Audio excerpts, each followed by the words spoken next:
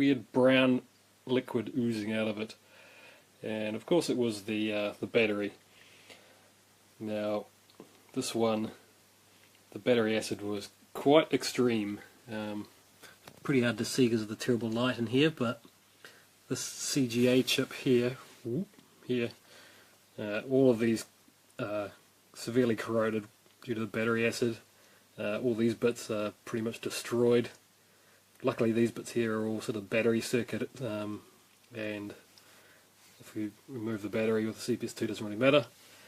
These guys here were pretty smashed as well. And this capacitor was just about melted, so I replaced him. This one's pretty bad too, but I didn't actually bother replacing it. So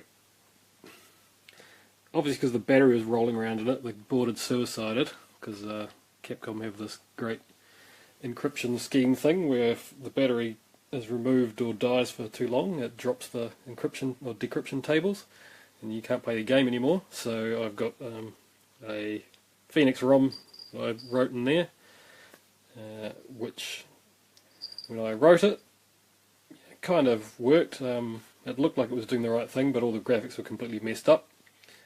There's my cat.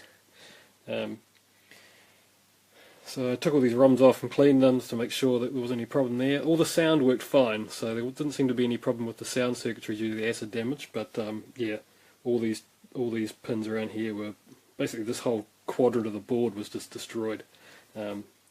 So I started trying to work out where the wiring was supposed to go. Some of the ones down here it was quite obvious because you could see the traces going to the CN2 header here.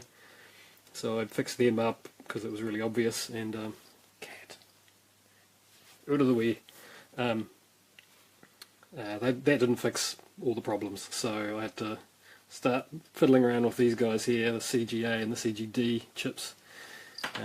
So I have a Super Street Fighter 2 Turbo board which I used to find where all the pins go from all of these guys. There's like 120 pins on this chip, so I traced pretty much every single one of these to find out where they go. Some of them come from, some of them are address selectors along the ROM chips here, EEPROMs. This board seems to do the selection, the address selection on the ROMs, and this one does more of the decryption, getting the data back from the ROMs. So it seemed like most of the connections from this one were destroyed, which isn't surprising because considering this is where all the battery damage was. Almost all the pins down here are fine, actually. They're all the ones along this side, so I'll post a description link to my spreadsheet, Google spreadsheet thing with where the pin outs go, because I'm sure anyone else who's got an acid damaged board is going to have pretty much exactly the same areas which are destroyed. So there's one random little pin in here that goes over to the CGD chip. Otherwise they all, well, pretty much all of them go to the ROMs. So I've just put little Kynar wire from these pins around the back of the board under there, so they solder onto the bottom side of the EEPROM chip pins.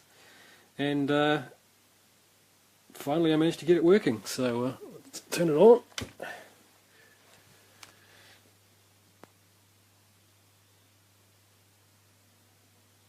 Yeah, I've got a Gombas GBS, so you get that screen there. Super Puzzle Fighter 2 Turbo.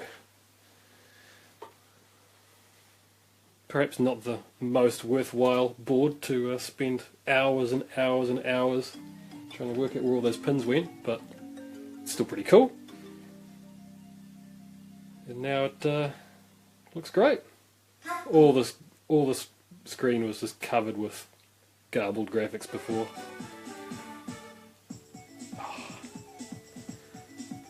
So awesome.